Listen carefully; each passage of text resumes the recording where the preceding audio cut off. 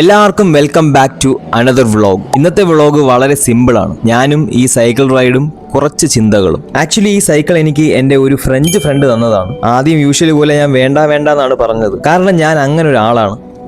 ആരെങ്കിലും എന്തെങ്കിലും തന്നാലും ഹെൽപ്പ് ചെയ്താലും ഉടനെ അത് വേണ്ട, ഞാൻ മാനേജ് ചെയ്യാം എന്ന് പറയുന്ന ടൈപ്പ്. പക്ഷെ ഇപ്പോൾ ഞാൻ കുറച്ച് മനസ്സിലാക്കുന്നു, എല്ലാ സമയവും അങ്ങനെ നോ പറയുന്നത് ശരിയല്ലെന്ന്. ചില സമയത്ത് നമ്മൾ അക്സെപ്റ്റ് ചെയ്യാത്തത് അവരുടെ സ്നേഹം അക്സെപ്റ്റ് ചെയ്യാത്തത് പോലെ ആവാം. ചിലപ്പോൾ അത് മറുവശത്തെ ആളെ ഹേർട്ട് ചെയ്യാനും സാധ്യതയുണ്ട്. കാരണം ചില ആളുകൾ ഹെൽപ്പ് ചെയ്യുന്നത് സിമ്പതി കൊണ്ടല്ല, അവർക്ക് നമ്മളോട് ജെന്യുവിൻ കെയർ ഉണ്ടാകുന്നത് കൊണ്ടാണ്. ഒരു ഗിഫ്റ്റ് കൊടുക്കുമ്പോൾ അല്ലെങ്കിൽ ചെറിയൊരു ഹെൽപ്പ് ഓഫർ ചെയ്യുമ്പോൾ അവർ പണം അല്ലെങ്കിൽ സാധനം മാത്രമല്ല തരുന്നത്, അവരുടെ സമയം, അഫെക്ഷൻ, കൈൻഡ്നെസ് അതൊക്കെയാണ്. ഇപ്പോൾ ഞാൻ സ്ലോലി പഠിക്കുകയാണ്, ഗിവിങ് മാത്രമല്ല റിസീവിങ്ങും ഒരു ആർട്ടാണെന്ന്.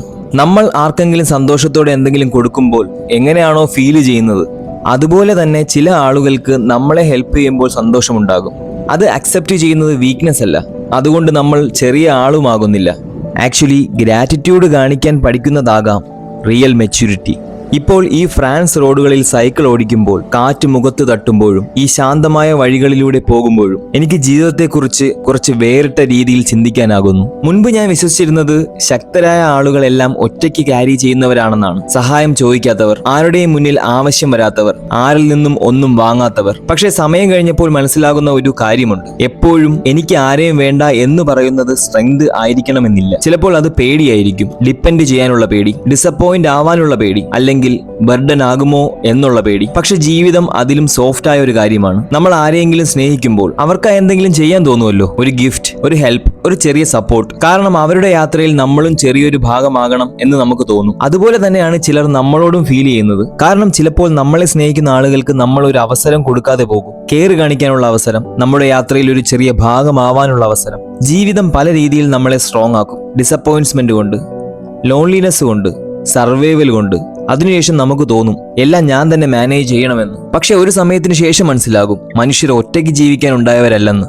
ചില വഴികളിൽ നമ്മൾ മറ്റാരുടെയെങ്കിലും സ്ട്രെങ്ത് ആയിരിക്കും, മറ്റു ചില വഴികളിൽ അവർ നമ്മുടേതായിരിക്കും. അതാണ് മനുഷ്യബന്ധങ്ങളുടെ ബ്യൂട്ടി. ഇപ്പോൾ ഞാൻ ഈ സൈക്കിൾ ഓടിക്കുമ്പോൾ എനിക്ക് തോന്നുന്നത് ഈ സൈക്കിൾ ഒരു ഗിഫ്റ്റ് മാത്രമല്ല എന്നതാണ്. ഇതെനിക്കൊരു റിമൈൻഡർ ആണ്. ലോകം മുഴുവൻ സെൽഫിഷ് ആളുകളാൽ നിറഞ്ഞിട്ടില്ലെന്ന് ഓർമ്മിപ്പിക്കുന്ന റിമൈൻഡർ. ഇന്നും കാരണമൊന്നുമില്ലാതെ ഹെൽപ്പ് ചെയ്യുന്ന ആളുകൾ ഉണ്ടെന്ന് ഓർമ്മിപ്പിക്കുന്ന റിമൈൻഡർ. നമ്മൾ പറയാതെ പോലും നമ്മുടെ സ്ട്രഗിൾസ് നോട്ടീസ് ചെയ്യുന്ന ആളുകൾ ഉണ്ടെന്ന് ഓർമ്മിപ്പിക്കുന്ന റിമൈൻഡർ. മുമ്പ് ഞാൻ ഓരോ കാര്യവും റെഫ്യൂസ് ചെയ്തപ്പോൾ ഞാൻ സ്ട്രോങ് ആണെന്ന് തന്നെയായിരുന്നു കരുതിയത്. പക്ഷെ ഇപ്പോൾ തോന്നുന്നു റിയൽ സ്ട്രെങ്ത് എന്നത് നമ്മുടെ തന്നെ വൾണറബിലിറ്റി അക്സെപ്റ്റ് ചെയ്യുന്നതായിരിക്കും. അതെ, നന്ദി, ഇതെനിക്ക് ഉപകാരപ്പെടും എന്ന് പറയാൻ കഴിയുന്നതായിരിക്കും. കാരണം ഗ്രാറ്റിറ്റ്യൂഡ് ഇല്ലാത്ത ഇൻഡിപെൻഡൻസ് ഒരു സമയത്തിന് ശേഷം ലോൺലിനെസ് ആയി മാറും. പക്ഷേ കൈൻഡ്നെസ് അക്സെപ്റ്റ് ചെയ്യാൻ പഠിച്ചാൽ ജീവിതം കുറച്ച് സോഫ്റ്റർ ആവും, കുറച്ച് വാമർ ആവും, കുറച്ച് മനുഷ്യരുള്ളതുപോലെ തോന്നും.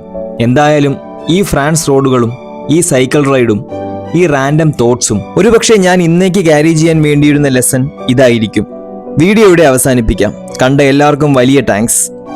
നിങ്ങളുടെ ജീവിതത്തിൽ നിങ്ങളെ ജെന്യുവൻലി കെയർ ചെയ്യുന്ന ആളുകളെ തിരിച്ചറിയാൻ കഴിയട്ടെ. See you in the next vlog.